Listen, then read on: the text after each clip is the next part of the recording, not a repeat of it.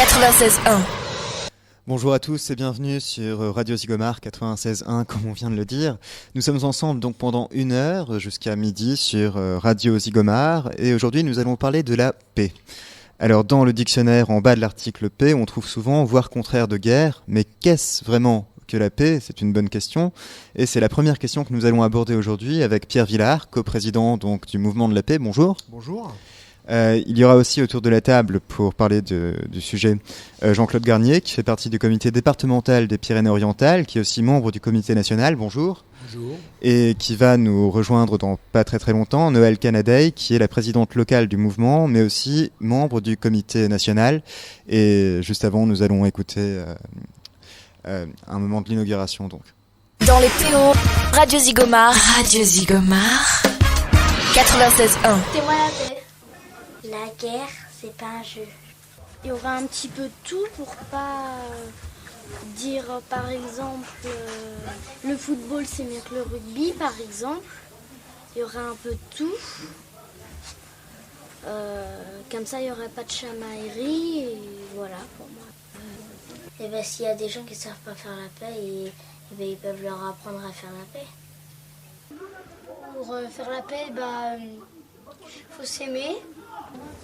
Apprendre aux gens qui font la guerre que ça sert à rien de se battre. Et puis interdire les armes. Voilà, alors interdire les armes, c'est intéressant comme réflexion, non, pour faire la paix? Oui, tout à fait. Alors, qu'est-ce que c'est la paix pour vous? J'ai commencé par vous, donc qui êtes président du mouvement de la paix, coprésident. Alors justement, je pense qu'on a trop souvent tendance à présenter la paix comme l'absence de guerre. Vous l'avez dit vous-même, quand on regarde les dictionnaires, on présente la paix en opposition à la guerre, voire même on dit état entre paix, moment entre deux guerres. Voilà. Alors, si effectivement la paix ce n'est que ça, c'est une catastrophe, quoi. Parce que ça voudrait dire que pour avoir la paix, il faut d'abord qu'il y ait eu la guerre. Sous-entendu, pour avoir le bonheur, il faut d'abord avoir eu le malheur, quoi. Et sous-entendu aussi que si la paix, c'est le moment entre deux guerres, c'est-à-dire que quand vous avez la paix, il n'y a qu'une seule chose à attendre, c'est la prochaine guerre. Donc on voit bien en tout cas que c'est pas très très motivant, quoi, hein, c'est pas très branchant pour les gens. Alors que la paix, ça peut pas être ça. La paix, c'est pas un état qu'on atteint une bonne fois pour toutes et où il n'y a plus rien à faire. La paix, c'est une construction permanente de rapports entre individus qui décident de vivre ensemble, quoi. C'est ça la paix. Et donc, pour nous, la paix, on la conçoit comme une culture. Comme une culture. L'ONU parle de culture de paix et définit la culture de paix comme un ensemble de valeurs, d'attitudes, de comportements et de modes de vie qui préviennent la violence et rejettent les conflits. Voilà. Donc pour nous, c'est ça la paix qu'on veut construire, de telle manière à ce qu'on arrête de préparer les guerres pour avoir la paix. Et Jean-Claude Garnier, votre vision de la paix pour vous, qu'est-ce que c'est la paix? On a déjà répondu un petit peu, mais... Effectivement, comme l'a dit Pierre, je pense que l'important, c'est de prévenir les guerres. C'est-à-dire que finalement, les guerres n'existent parce que l'insatisfaction des hommes, pour tout un tas de raisons, génère des conflits à quelque niveau que ce soit. Et c'est ça qui est, je dirais, le terreau sur lequel se construisent les conflits. Or, c'est sur ce terrain-là qu'on veut intervenir. Ça ne veut pas dire qu'on n'interviendra pas, comme on l'a fait par exemple au moment de la guerre en Irak ou d'autres conflits. Il est évident que dans la réalité du monde actuel, il y a des tas de conflits contre lesquels il faut se positionner et pour lesquels nous devons agir pour faire en sorte qu'ils cessent, que le commerce des armes cesse. Ça ne supprime pas cette action-là. Mais ce qui est essentiel pour nous, c'est, je dirais, la prévention. Voilà. Et donc pour ceci, vous avez mis en place le 27 janvier dernier, une date assez importante, l'inauguration de la Maison de la Paix. Oui. Donc on va en parler tout à l'heure. Là, maintenant, nous allons écouter un extrait de l'inauguration. Donc vous allez parler à ce moment-là, dans l'inauguration, et la coprésidente aussi. D'accord. Les jeunes années ont coïncidé avec l'approche du siècle nouveau. Ce tournant a été pour nous, artistes de la musique, du théâtre, de la poésie, de l'image, du son, de la lumière ou des beaux-arts, l'occasion de proposer au monde de renoncer à tout ce qui est mal et de n'emporter dans l'avenir que ce qui est bien. Le bagage ne sera-t-il pas trop léger ? Pour le mouvement de la paix, ce soir, c'est un grand jour. Et ce 27 janvier est pour nous bien plus qu'une inauguration. Nous voulons lancer un signal à la société française tout entière qu'il se passe quelque chose d'intéressant chez les pacifistes et que cela vaut le coup de s'y intéresser et de s'y attarder. Donc ce projet de Maison de la Paix, il a mûri. Et dès le départ, justement, on a choisi de ne pas vouloir en faire un local boutiquier. Et on a voulu au contraire se dire, essayons d'en faire un lieu ouvert aux autres, un lieu vivant, un lieu au service de la promotion de la culture de la paix. Et ça correspond, pour le mouvement de la paix, à cette volonté de redynamisation d'un mouvement pacifiste en France qui en a quand même bien besoin. Je voudrais vous saluer puis vous faire passer ce message qui m'a été donné par les amis du Rwanda qui travaillent à la difficile reconstruction de leur pays. Ils ont une devise, ils disent « Rappelle-toi demain ». C'est une interpellation pour penser le futur avec tout ce qu'on a appris du passé. C'est quelque chose que nous allons essayer de faire dans cette maison qui évidemment... Donc se rappeler demain, se tourner vers le futur, aller vers le futur en laissant dans le passé ce qui était mauvais et en prenant ce qui est bon. Apparemment, c'est le message qui revient beaucoup dans cette inauguration du mouvement de la Maison de la Paix. Donc la Maison de la Paix, qu'est-ce que c'est concrètement ? Alors d'abord, ça a été un très très bel événement. Bon, évidemment, il s'est vécu à Paris, mais tous ceux d'entre vous qui n'ont pas pu y participer, notamment vos auditeurs nombreux, peuvent aller sur le site internet du Mouvement de la Paix pour voir des images et du son.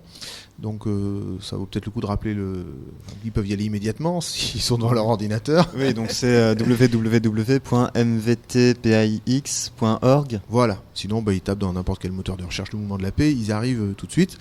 Et donc ils auront les images du son qui viennent d'entendre. Donc c'était un grand événement parce que voilà, nous on veut donner de l'espoir, on veut donner du souffle. On pense qu'aujourd'hui en France, l'action pour la paix doit être beaucoup plus forte que ce qu'elle est. Il faut que les gens comprennent que la paix, c'est une dimension sociale. On peut construire un autre monde et la paix peut être un moteur de changement de ce monde parce que la culture de paix, c'est lié à la question des injustices, à la question des droits, à la question, en France, la question des salaires, par exemple, la question de l'environnement. Et la paix, elle se nourrit de tout un tas de choses et il faut qu'on arrive à montrer ce souffle, montrer cette dynamique. Et cette maison de la paix, elle a pour objectif d'être un lieu où à la fois il y aura des sièges d'associations, notamment du mouvement de la paix et de l'appel des saints, mais aussi un endroit où on peut organiser des débats, des rencontres, un centre de ressources. Et donc c'est pour ça que c'est une maison. Voilà, c'est notre maison, une maison commune, ouverte à tous ceux qui veulent faire un bout de chemin pour la culture de paix en France. Donc un lieu ouvert à tout le monde et créé par le mouvement de la paix. Créé, financé par le mouvement de la paix, c'est-à-dire que oui, c'est notre siège national qu'on a essayé d'ouvrir aux autres. Et donc ça aussi, ça montre aussi la force du mouvement pacifiste français. Il n'y a pas beaucoup d'associations qui sont propriétaires de leurs locaux. C'est pas simple, c'est toujours le résultat d'équilibre assez difficile.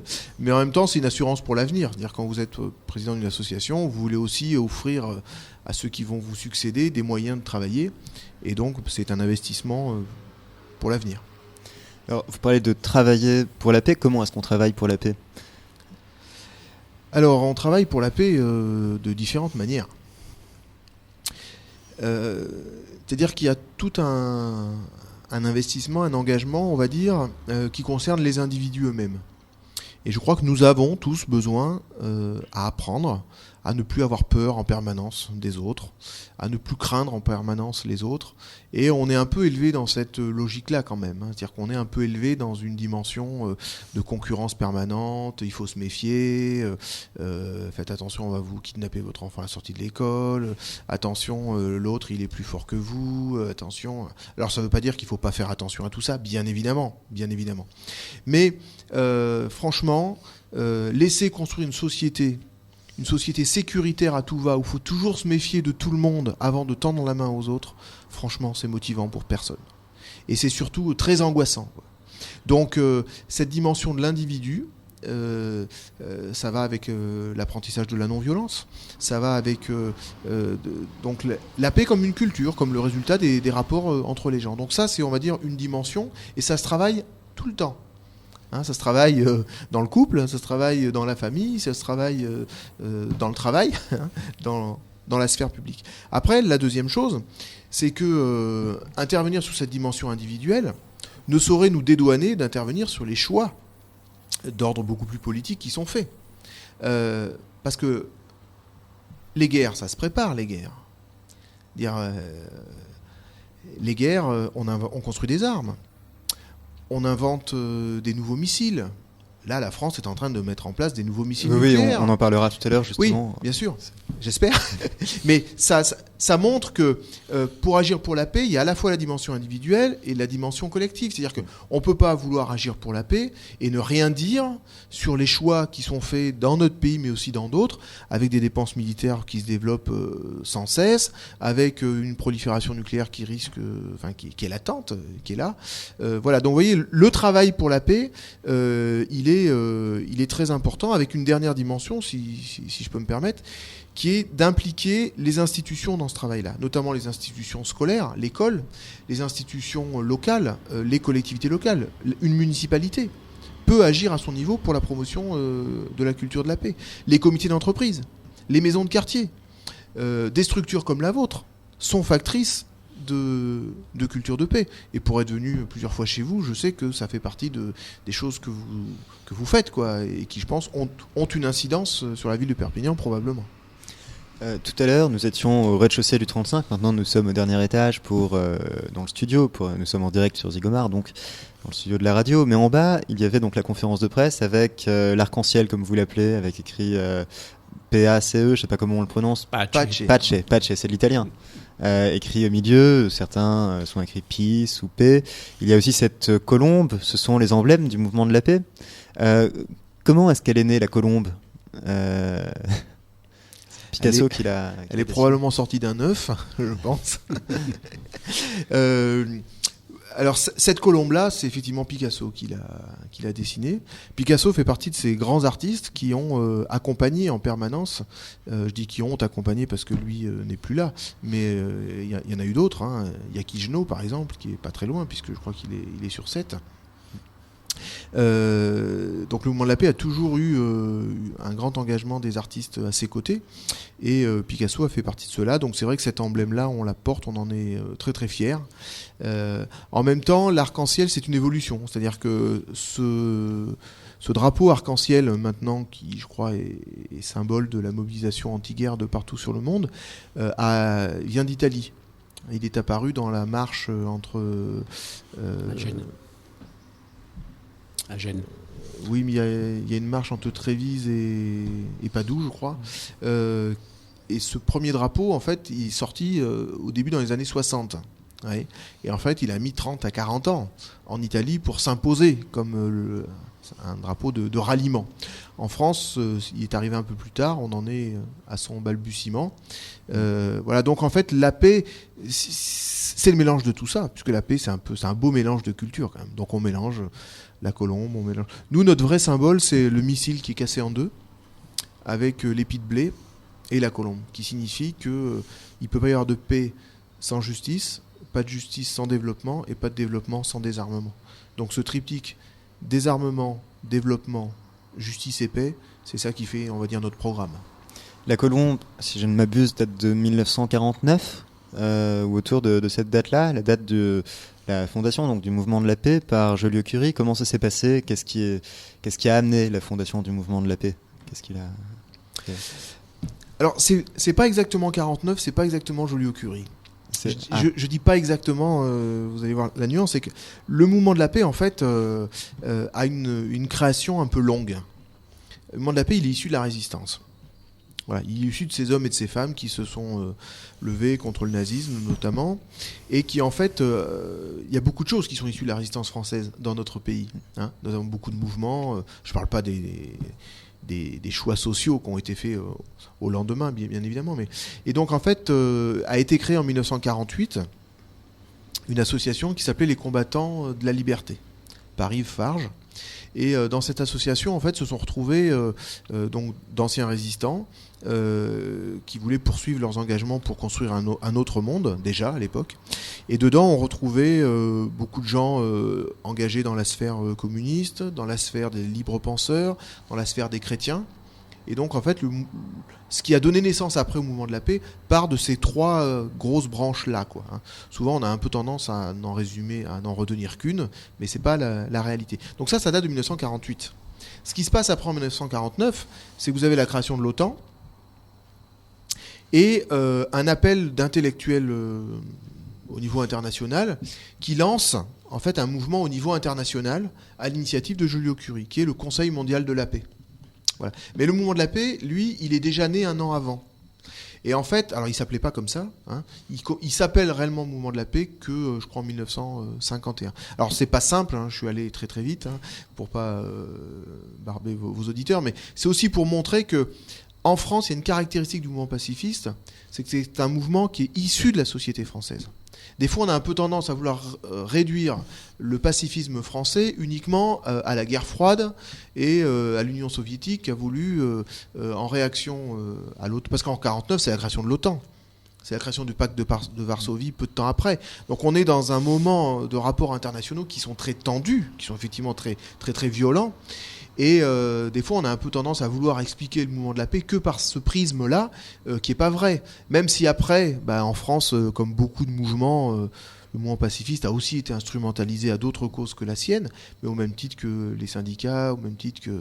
il y a des syndicats en France qui ont été créés directement par la CIA pour diminuer la force du mouvement syndical français. Bon, ça, c'est une réalité. Voilà, donc c'est un peu tout ça, la création du mouvement de la paix. Donc on va dire c'est la période entre 48 et 51. Et ce qui est très important, c'est que Joliot-Curie, qui était directeur du CEA, en fait derrière Joliot-Curie, c'était beaucoup de scientifiques qui s'engageaient après la bombe atomique pour faire grandir une double idée. La première, c'était qu'il fallait que les scientifiques soient porteurs d'un projet positif de société et que la science n'a pas vocation à ne donner que des malheurs, quoi. C'est aussi pour dire il faut que l'intelligence des hommes elle soit mise au service de la vie et pas au service de l'horreur, de la catastrophe, de la mort, quoi. Et le deuxième signal fort, c'est que le mouvement de la paix, il a correspondu finalement à un mouvement, ce qu'on a appelé un mouvement de masse. Et entre les deux guerres, il y avait un mouvement pacifiste en France, mais qui était un mouvement porté par des intellectuels, qui n'était pas porté c'était pas un mouvement de citoyens. Et donc le mouvement de la paix correspond à cette volonté donc de ces intellectuels-là, des scientifiques et d'autres, de dire il faut que ce soit les citoyens qui s'engagent pour la paix. Et donc en fait c'est une nouvelle phase qui s'est ouverte dans l'histoire. C'est la paix en quelque sorte. Voilà, on peut utiliser ce démocratisation. Démocratisation, oui, c'est peut-être mieux d'ailleurs. Et donc cette période-là, on parlait de l'arme nucléaire, E égale MC2, que Einstein trouve, et puis il pense que les Allemands vont reprendre ça pour faire une bombe nucléaire. Donc il vend la formule de la bombe nucléaire aux Américains en se disant il ferait mieux de le savoir, mais par contre ils s'en servent ensuite sur Hiroshima, enfin toute cette histoire-là. Je vous propose d'écouter justement des documents qui suivent cette période d'après-guerre et qui parlent du sujet nucléaire. L'opinion publique dans l'ensemble redoute cette expérience. Notre pays a peur de se trouver entraîné désormais dans un cycle infernal. C'est une réponse à cette angoisse que nous sommes allés demander au général gallois, qui, pendant plusieurs années, a joué un rôle éminent au SHAPE et que l'on a baptisé le père de la bombe A. Je ne comprends pas pourquoi il est nécessaire, mon général, que la France possède sa propre bombe. Oui, c'est un sentiment qui est largement partagé dans le monde. Ces armes inspirent un sentiment de répulsion, il faut dire le mot. Je crois que l'Occident qui les a inventées, qui les a mises au point, n'a pas su les vendre, au sens américain du mot. Au fond, tout se passe comme si tout le monde voulait retourner à ce que nous appelons en jargon militaire l'ère du conventionnel, c'est-à-dire l'ère de la poudre. Or, qu'est-ce qu'elle nous a apporté, cette conventionnelle? Elle a commencé, d'après les manuels scolaires, en 1346 à Poitiers, et elle s'est terminée à Hiroshima en 1945. Voilà 6 siècles d'histoire qui ont été marqués par des guerres constantes. Les spécialistes en comptent quelques 278. Et encore, ils appellent guerre Des conflits au cours desquels au moins 50 000 combattants sont opposés de part et d'autre. Au cours de ces 6 siècles de guerre constante, près de plusieurs centaines de millions d'individus ont été tués et que de richesses ont été anéanties. Et nous souhaitons retourner à cette période, nous en avons la nostalgie. Personnellement, je ne le comprends pas. Non, mais sans en avoir la nostalgie, il semble qu'on puisse redouter le pire devant la puissance de la nouvelle arme et qu'on puisse penser par exemple que si elle tombe entre les mains d'un fou, il puisse d'un seul coup anéantir une partie de la planète. Oui, c'est l'argument populaire classique, mais les choses sont plus compliquées, si vous voulez. Je vais rentrer dans cette logique nouvelle. Au fond, depuis 1945, tout est changé. Tout ce que l'on croyait vrai est devenu faux, presque. Tout s'est passé comme si on était passé dans un nouveau système de coordonnées. Pour un mathématicien qui raisonnerait en géométrie euclidienne, c'est maintenant un raisonnement en géométrie sphérique. Les théorèmes, les idées de Descartes sont bonnes, mais tous les théorèmes sont faux. C'est un peu... The atomic bomb is too dangerous to be loose in a lawless world.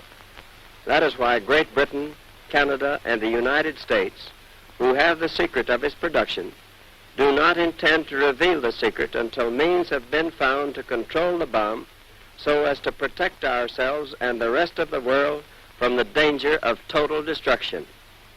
I shall ask Congress to cooperate to the end that its production and use be controlled and that its power be made an overwhelming influence toward world peace. We must constitute ourselves trustees of this new force to prevent its misuse and to turn it into the channels of service to mankind. It is an awful responsibility which has come to us. We thank God that it has come to us instead of to our enemies, and we pray that He may guide us to use it in His ways and for His purposes. Voilà, merci à Dieu pour qu'on puisse utiliser bien la bombe nucléaire. C'est en gros le propos de Truman qui vient de parler. Le général gallois parlait de la nécessité de la bombe nucléaire et il appuyait ça par la science. Je crois que vous êtes scientifique, non ? Oui, oui. Voilà, vous enseignez les mathématiques. Alors, qu'est-ce que vous pensez justement en tant que scientifique des théorèmes de Euclide, de Descartes dont il parlait, qui sont bons sur le principe, mais qui aujourd'hui sont totalement faux ? Oui, ça c'est de la provocation, vous savez. Les choses, on leur fait dire un peu ce qu'on veut. Ce qui est sûr, c'est que un des problèmes auxquels est confrontée la science et auxquels sont confrontés les scientifiques de toute manière, c'est l'utilisation de ce qu'on appelle les technologies duales. Voilà. Et le nucléaire en est une. C'est-à-dire comment est-ce qu'on est capable, à partir d'une technologie, d'en tirer des partis positifs ou des partis négatifs. Mais c'est la même chose sur plein d'autres choses. C'est pas la même chose sur les armes chimiques, c'est la même chose sur les armes conventionnelles. Ce qui est sûr en tout cas, et par rapport à ces documents d'époque là qui sont assez intéressants, c'est que je pense qu'on a un peu trop tendance à justifier l'utilisation de la bombe atomique par les États-Unis au travers d'Hitler, quoi. Or, il faut quand même se rappeler que quand les États-Unis utilisent la bombe atomique contre Hiroshima et Nagasaki, Hitler n'existe plus. L'armistice de la Seconde Guerre mondiale a été signé. Le Japon est exsangue. Ils ont prévu, entre les deux grands, que ce soit les Soviétiques qui libèrent le Japon. Et donc, en fait, Hiroshima et Nagasaki auraient très bien pu être épargnés. Il n'y avait nullement besoin d'Hiroshima et Nagasaki. Et qu'Hiroshima et Nagasaki ne signent pas la fin de la Seconde Guerre mondiale, mais signent le premier acte politique de la guerre froide. Faut quand même savoir que quand le 8 mai 1945, la bombe atomique n'a pas été expérimentée. Donc si cette bombe atomique, qui aurait dû exploser en Allemagne, rappelons-nous quand même que la bombe atomique a été construite aux États-Unis pour être utilisée en Europe. Souvent, à les écouter, là, tous nos générales d'armée et compagnie, ils veulent toujours nous vendre la bombe atomique ailleurs. Mais la bombe atomique, elle aurait pu être utilisée chez nous. Dire que c'est notre génération à nous qui pourrions porter dans nos chairs les résultats d'Hiroshima et Nagasaki, et pas les jeunes japonais. Donc il y a une responsabilité, à un moment donné, politique de ces gens-là. Tout aurait pu s'arrêter. En 1945, le 8 mai 1945, ou même avant, tout aurait pu s'arrêter. Mais non. Les Américains ont décidé d'utiliser cette arme.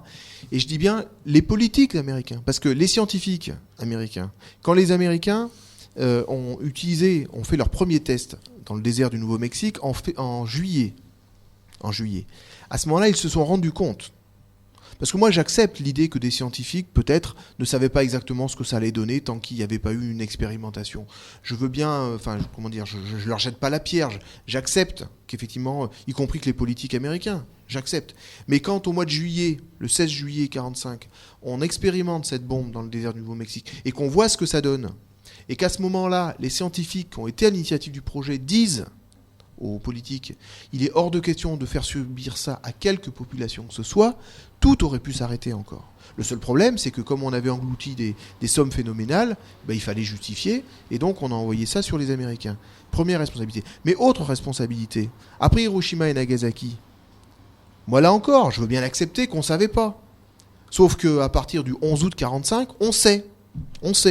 Et donc, les Russes, les Soviétiques qui en 1949 s'y mettent, eux aussi à leur tour. Les Anglais qui s'y mettent, les Chinois qui s'y mettent, les Français qui s'y mettent, toutes ces puissances qui s'y mettent à leur tour, elles portent toute une grande responsabilité. Parce qu'on ne peut pas dire qu'on ne savait pas. Et donc ils ont tous décidé de se mettre dans cette course-là, ces 5 puissances qui veulent mettre le monde à leurs bottes, qui sont les 5 plus gros vendeurs d'armes au monde, qui sont les 5 membres permanents du Conseil de sécurité. Et aujourd'hui, si eux ne font pas un effort énorme, alors on court le risque très très très très grand qu'il y ait une prolifération tout azimut et qu'on ne la contrôle plus. On vient pendant 30 ans d'empêcher, grâce au traité de non-prolifération, cette prolifération. Mais aujourd'hui, si nos gouvernants continuent à jouer aux apprentis sorciers, c'est l'existence même de la planète qui est en jeu. Et quand je dis ça, c'est pas pour faire peur aux gens, mais aujourd'hui on a de quoi la faire supprimer, notre planète, en quelques instants. C'est-à-dire que nous, notre génération, on a la responsabilité de remettre en cause des milliards d'années d'évolution. Quand on s'imagine, et là c'est le scientifique qui parle, quand on s'imagine d'où on vient, d'où vient la vie, c'est-à-dire ces petites molécules, le Big Bang, c'est difficile de s'imaginer ça, mais quand on voit l'évolution de notre planète, les dinosaures qui arrivent, qui repartent, les périodes de grande glaciation, mais tout ça, ça peut disparaître. Ça a déjà disparu, mais je veux dire, c'est la Terre qui peut définitivement exploser en peu de temps. C'est une sacrée responsabilité. Si aujourd'hui une bombe nucléaire dans les nouvelles générations, je connais pas exactement la fabrication de la bombe et tout ça, mais si la bombe nucléaire la plus puissante que l'on a aujourd'hui explosait, qu'est-ce que ça donnerait par exemple si elle explosait à Paris ou à Téhéran ou ailleurs? Est-ce que la Terre se couperait en deux? Est-ce qu'il y aurait parce qu'on a vu ce que ça donnait à Hiroshima, mais aujourd'hui quelles seraient les conséquences? Oui, la plupart des scénarios qui sont envisagés tournent autour de ce qu'on appelle l'hiver nucléaire. C'est-à-dire que la vie est supprimée, bien sûr, mais il y a de telles dégradations de la biosphère que finalement, plus rien n'est possible parce qu'il y a une couche de cendres qui est balancée dans l'atmosphère extraordinaire. Les rayons du soleil ne traversent plus et on va vers une période alors, je ne sais pas si la Terre explose, mais en tout cas, la vie n'est plus possible. C'est-à-dire qu'aujourd'hui, on a des bombes nucléaires qui n'ont rien à voir avec celle d'Hiroshima. Mais surtout, le problème, c'est pas obligatoirement une bombe toute seule, en soi. C'est l'enchaînement que ça produit. Et quand vous entendez le président de la République en début de semaine, là, avec... alors, faut qu'il fasse attention, quand il parle. Oui, qui dit que s'ils ont la bombe et si elle part, au bout de 200 mètres, elle retombera sur Téhéran et que quelque chose comme ça. Oui, parce qu'entre-temps, c'est Israël qui aura envoyé la sienne. Voilà. Mais c'est ça le problème actuellement. C'est qu'on est dans une telle conception au niveau international que dès qu'il y en a une qui part, il y en a une autre qui va partir immédiatement. Et donc, franchement, le meilleur moyen de se prémunir, c'est qu'il n'y en ait plus. Tout à l'heure, dans les documents d'archives dont que vous avez passé, là, on parlait... c'est le général Gallois, là, qui disait c'est un argument il était très méprisant, cet homme, en disant que c'était un argument farfelu de dire que l'arme atomique, elle pouvait tomber entre les mains d'un fou. Mais franchement, aujourd'hui, Ahmadinejad, il est où, lui ? Il fait partie de quelle catégorie ? Et Ben Laden, il fait partie de quelle catégorie ? Et quand on voit que la France, au deuxième tour d'une élection présidentielle, il y a des fascistes qui arrivent au deuxième tour, donc c'est quoi qu'on attend là ? On attend qu'effectivement l'arme atomique elle tombe entre des mains de gens peu scrupuleux. Voilà, alors tout à l'heure, justement, le général Gallois justifiait ça en disant que c'est quelque chose qu'on retrouve beaucoup aujourd'hui, notamment de la part du président américain concernant l'Irak, les armes de destruction massive, qui sont peut-être pas spécialement la bombe nucléaire, mais ça en fait partie. Il y en a d'autres, oui. Voilà, il y en a d'autres, malheureusement. Et donc, c'est nous, pays occidentaux, allons aider à éviter que les armes de destruction massive explosent ailleurs, comme si les pays occidentaux étaient les meilleurs. C'est un petit peu aussi la façon de réfléchir colonialiste, en quelque sorte. Tout à fait. Et donc j'ai trouvé un document, quelque chose beaucoup plus récent, ça date de 2003, c'était à l'ONU, et c'était notre actuel Premier ministre, qui était à l'époque ministre des Affaires étrangères, et qui parlait justement de ce sujet-là. On l'écoute de suite. Dans ce contexte, l'usage de la force ne se justifie pas aujourd'hui. Il y a une alternative à la guerre. Désarmer l'Irak par les inspections. De plus, un recours prématuré à l'option militaire serait lourd de conséquences. Dans ce temple des Nations Unies, nous sommes les gardiens d'un idéal. Nous sommes les gardiens d'une conscience. La lourde responsabilité et l'immense honneur qui sont les nôtres doivent nous conduire à donner la priorité au désarmement dans la paix. Et c'est un vieux pays, la France d'un vieux continent comme le mien, l'Europe, qui vous le dit aujourd'hui, qui a connu les guerres, l'occupation, la barbarie. Un pays qui n'oublie pas et qui sait tout ce qu'il doit aux combattants de la liberté venus d'Amérique et d'ailleurs. Voilà, Dominique de Villepin, donc, aux Nations Unies contre la guerre en Irak. Je signe. Un beau discours. Oui, absolument. Un beau discours. On peut critiquer peut-être le Premier ministre, mais le ministre des Affaires étrangères, là, avait fait un beau discours à ce moment-là sur le sujet donc, de la guerre en Irak. Donc le conflit en Irak, vous étiez aussi opposé à ce conflit, au mouvement de la paix. J'étais à l'ONU une semaine avant que ça démarre, justement. Alors l'ONU, j'ai cru entendre que Kofi Annan avait parlé du mouvement de la paix comme des alliés les plus précieux de l'ONU, quelque chose comme ça. Oui. Donc vous collaborez avec l'ONU ? Oui, bien sûr. C'est-à-dire qu'on fait partie des ONG, donc on travaille. On collabore. Tout dépend ce qu'on appelle collaborer. C'est-à-dire qu'on ne fait pas partie du système institutionnel de l'ONU, mais Kofi Annan a été un secrétaire général qui a énormément amené à une meilleure prise en compte de la société civile dans le système onusien. Et dans les réformes nécessaires qu'il faudra bien faire à l'ONU, cette question de prise en compte des ONG, de ce qu'on appelle la société civile, ça fait partie des réformes à faire. Et donc effectivement, Kofi Annan, plusieurs fois, nous a envoyé des messages en considérant que, alors quand il disait le mouvement de la paix, il voulait parler de... on n'a pas, on n'est pas le seul à être un soutien les plus précieux, mais en fait, indirectement, c'était un soutien à l'intervention des gens, à l'intervention citoyenne. Et je pense qu'aujourd'hui, c'est ça. Je crois que c'est un des grands mérites de ce secrétaire général, Kofi Annan, qui nous avait été présenté comme une marionnette des États-Unis. Alors, si celui qui arrive, qu'on présente aussi comme une marionnette des États-Unis, et aussi peu marionnette des États-Unis que ce que l'a été Kofi Annan, c'est de bon augure. En tout cas, aujourd'hui, il y a vraiment besoin que l'ONU ait une place renouvelée au niveau international, parce qu'on est dans un système où tous les problèmes sont planétaires. Voilà. Justement, nous avons vu avec le conflit de l'Irak que Bush est passé au-delà justement de l'ONU. L'ONU n'avait plus tellement de pouvoir sur le président Bush qui n'a pas pris justement les articles, et tout ce qui était signé par l'ONU, et qui a quand même été en Irak pour poser les bombes et pour bombarder l'Irak. Oui, bien sûr, mais c'est pas si simple que ça. C'est-à-dire que l'ONU, c'est quoi l'ONU ? L'ONU, c'est le regroupement des États. Alors, l'ONU n'est pas un super-État, l'ONU n'est pas un gouvernement mondial. Voilà. J'ai envie de dire que l'ONU, c'est un peu comme notre Assemblée nationale. À l'Assemblée nationale, chacun envoie un représentant qui est son député. Bon, bah là, à l'ONU, on a les États. La différence, c'est que dans un pays, vous avez un gouvernement et un chef de l'État, quoi qu'on puisse penser du système et de la Constitution française. Je juge pas ça, mais en tout cas, c'est comme ça que ça se passe. Alors qu'au niveau international, vous n'avez pas de gouvernement international, vous n'avez pas de chef d'État international. Kofi Annan n'est pas un chef d'État. Voilà, donc, en même temps, je pense qu'il n'en faut pas. Il n'en faut pas. Enfin, en tout cas, il y a besoin... Enfin, c'est pas moi qui vais dire exactement ce qu'il faut dans cette question-là. Mais alors, est-ce que l'ONU a servi à quelque chose ou n'a pas servi à quelque chose ? L'ONU a refusé cette intervention militaire. Cette intervention militaire a été illégale. Certes, elle s'est faite quand même, bien évidemment. Mais c'est pas de la faute de l'ONU si elle s'est faite. Ce qui aurait été grave, c'est que l'ONU apporte son soutien à cette intervention militaire. Alors là, on aurait pu dire que l'ONU ne servait absolument à rien. Mais quand vous avez 80... parce qu'il y a eu 35 pays qui ont soutenu Chirac.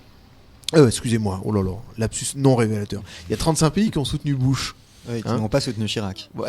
Voilà, qui n'ont pas soutenu Chirac. Donc s'il y en a 35 qui ont soutenu Bush, il y a à peu près 200 pays dans le monde, enfin un peu moins, 191 exactement, mais ça veut dire que vous en avez 165 qui l'ont pas soutenu. Donc l'ONU a servi à quelque chose. Voilà. Mais en même temps, l'ONU aujourd'hui a besoin d'être renforcée, d'avoir davantage de moyens d'intervention. L'ONU n'a aucune capacité aujourd'hui pour faire appliquer les résolutions qu'elle vote. Voilà, c'est-à-dire qu'on vote des résolutions et après les pays les appliquent ou les appliquent pas. La grande majorité les applique quand même. Voilà. Donc ça fait partie des choses auxquelles il faut qu'on discute. Il faut qu'il y ait des choses qui doivent évoluer. Mais la question que je veux qu'on pose ensemble aux auditeurs, c'est qu'est-ce qu'on aurait à gagner aujourd'hui qui est plus d'ONU ? Aujourd'hui, il faut plus de Nations Unies et moins d'États-Unis. Voilà. Aujourd'hui, l'affaiblissement de l'ONU, ça veut dire que Bush a gagné. Parce que celui qui veut se passer de l'ONU, c'est George Bush. Donc, j'entends aujourd'hui les gens qui sont un peu sceptiques. Moi, je suis d'accord. Il y a des améliorations, il y a des choses à faire. Mais en même temps, attention, l'ONU est à préserver, l'ONU est à sauvegarder, mais évidemment, à faire évoluer. Aujourd'hui, l'ONU a un fonctionnement qui date de la fin de la Seconde Guerre mondiale. Comme si depuis 60 ans, il ne s'était rien passé. Or, qu'est-ce qui s'est passé depuis 60 ans ? Mais il y a eu notamment toute la décolonisation. L'ONU est passée de 50 membres à 191 en 60 ans. Donc il faut que le système onusien tienne compte de cela.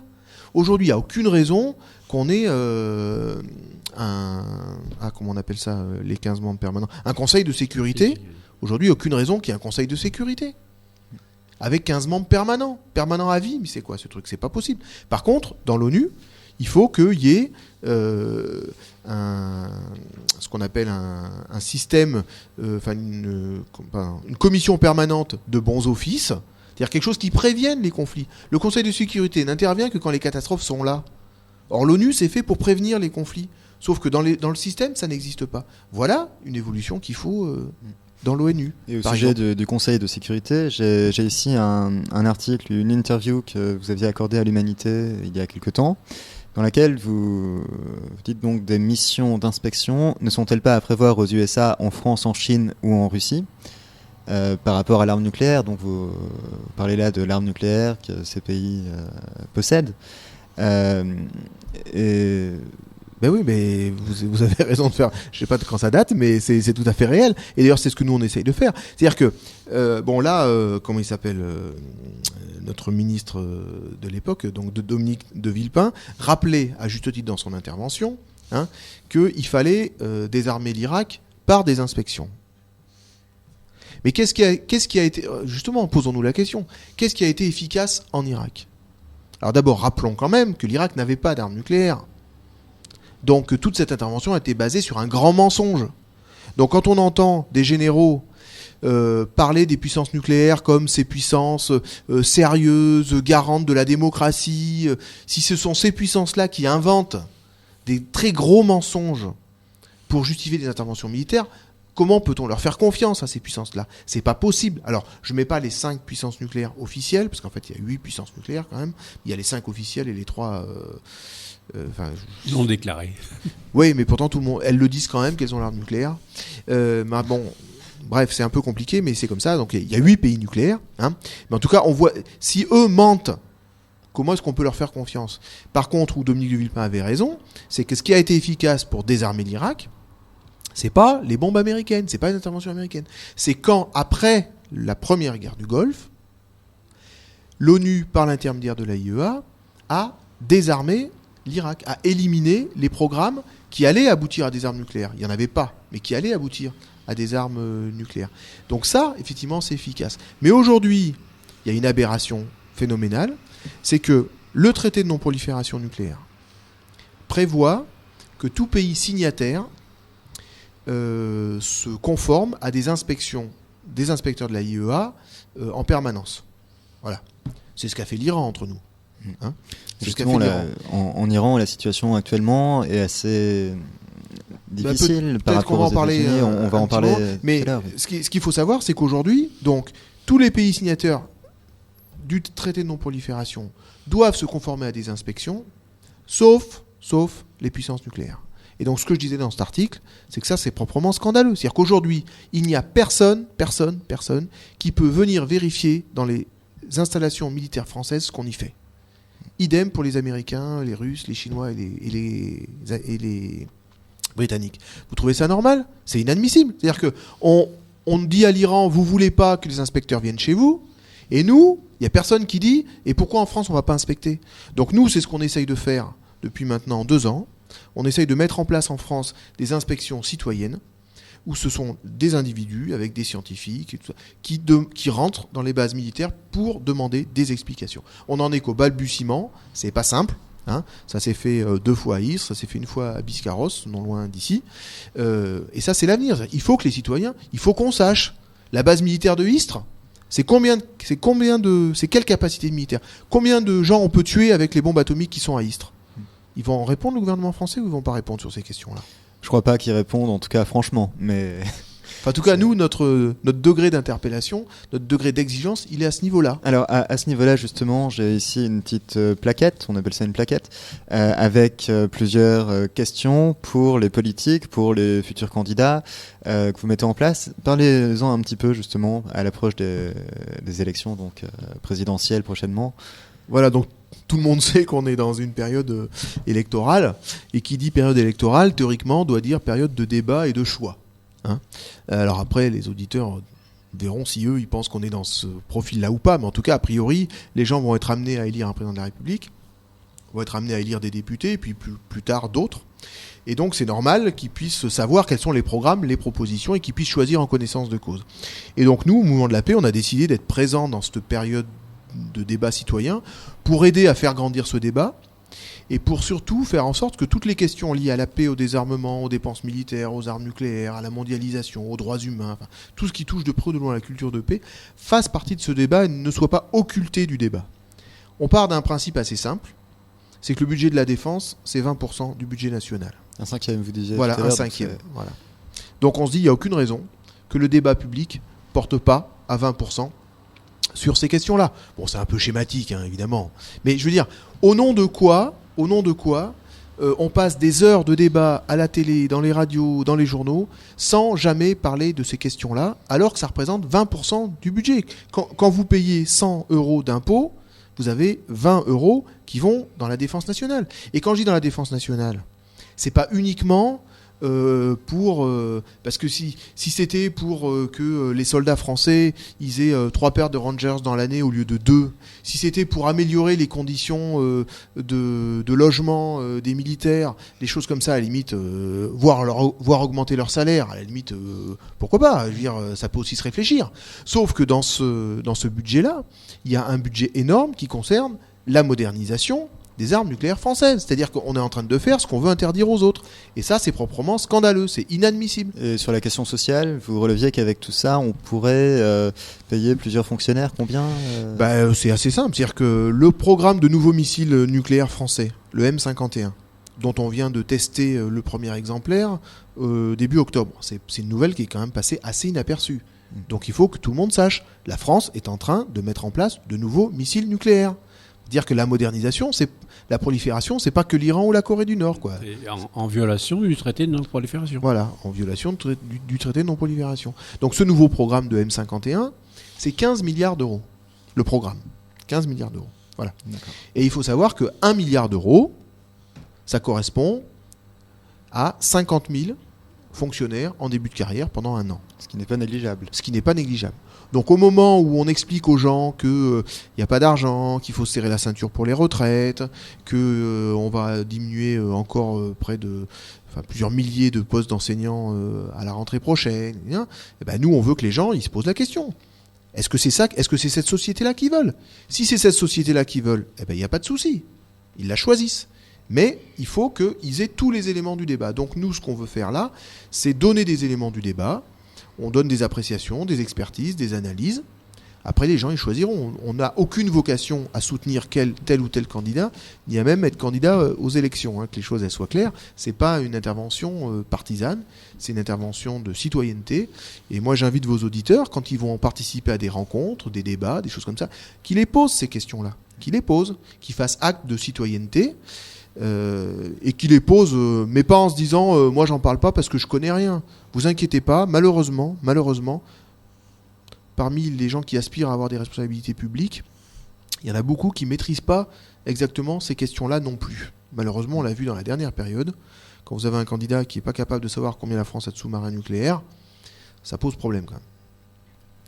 Et donc ces questions-là, vous allez les poser aussi aux candidats. De quelle manière vous allez leur envoyer donc cette plaquette à chacun? Peut-être que notre ami DPO peut dire comment ils envisagent les choses dans les Pyrénées-Orientales. Oui, donc Jean-Claude Garnier. Effectivement, il va y avoir effectivement une action au niveau national, c'est très clair.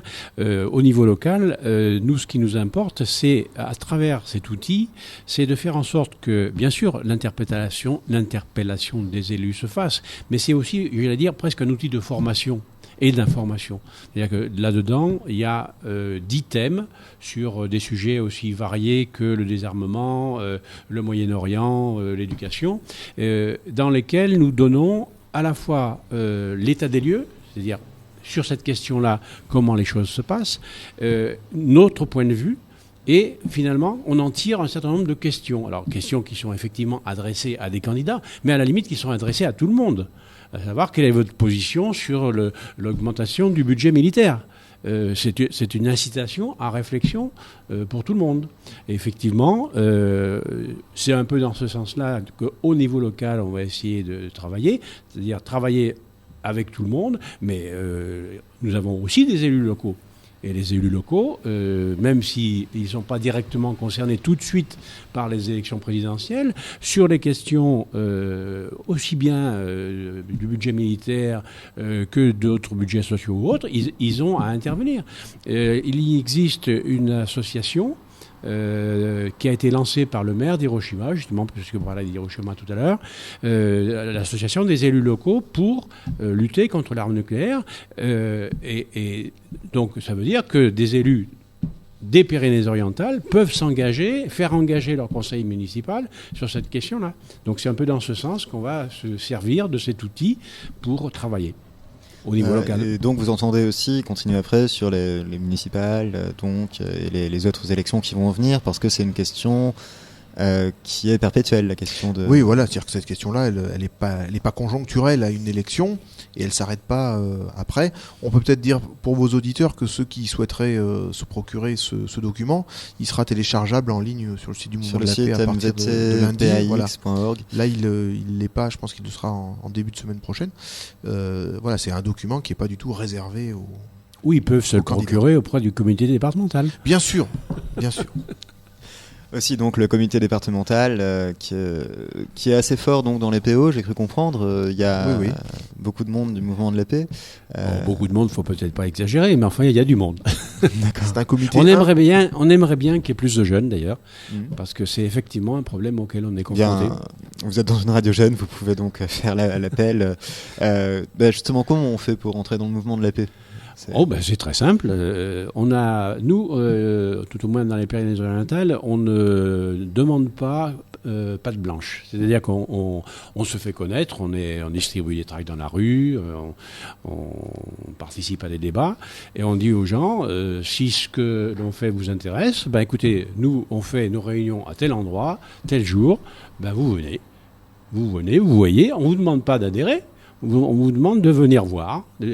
Si ça vous plaît, vous participez. Si au bout d'un moment vous considérez que ça vaut la peine que vous vous engagiez vraiment, vous adhérez. Mais voilà. Nous, ce qui nous importe, c'est que les gens réfléchissent et agissent. La carte d'adhésion, bien sûr que c'est important, parce qu'y compris, c'est une rentrée financière. Mais j'allais dire, j'ose pas dire devant mon coprésident que c'est secondaire. En tout cas, c'est très simple. La première chose, c'est quand même de le décider. De se dire que l'action pour la paix, c'est simple, et ça ne demande pas obligatoirement un investissement tout le temps, tous les jours. Ouais. Voilà, je crois que chacun peut faire du travail autour de soi. D'accord. Alors cet après-midi, justement, il y a une conférence sur le sujet. Cet après-midi, il y a l'Assemblée générale. L'Assemblée générale du mouvement de la paix, des Pyrénées-Orientales, où vous serez présent. Oui. Est-ce qu'on peut appeler les jeunes à y venir Tout à fait. C'est tout à fait ouvert, c'est pas. Voilà. Donc je lis là le petit dépliant. Quel avenir pour la paix au Moyen-Orient ? Faut-il conserver et développer l'armement nucléaire ? Les futurs candidats aux élections abordent-ils les questions de paix ? L'engagement pacifiste a-t-il un sens ? Donc ce sont les questions qui vont être développées, certaines on a parlé un petit peu pendant cette heure aujourd'hui. Il y aura bien sûr, c'est une assemblée générale statutaire d'une association, donc ça veut dire qu'il y aura, comme dans toute assemblée générale annuelle, il va y avoir des rapports, des discussions, des votes, mais il y aura un débat effectivement sur les questions dont on vient de parler. Vous pouvez peut-être redonner le lieu et l'heure ? Alors le lieu et l'heure, je l'ai sous les yeux, donc c'est... l'heure, je sais, c'est 14h. C'est de 14h à 17h30 à l'Assemblée Générale du Mouvement de la Paix, au Palais des Congrès, donc salle 34 à Perpignan. Donc c'est à l'étage du Palais des Congrès, enfin il y a plusieurs étages, mais vous trouverez dans le Palais la salle 34, de 14h à 17h30. Venez donc nombreux ce soir, cet après-midi. Excusez-moi pour le lapsus. Voilà, et donc vous parlerez à ce moment-là. Est-ce qu'on peut parler de bataille du Mouvement de la Paix, de bataille pour la paix ?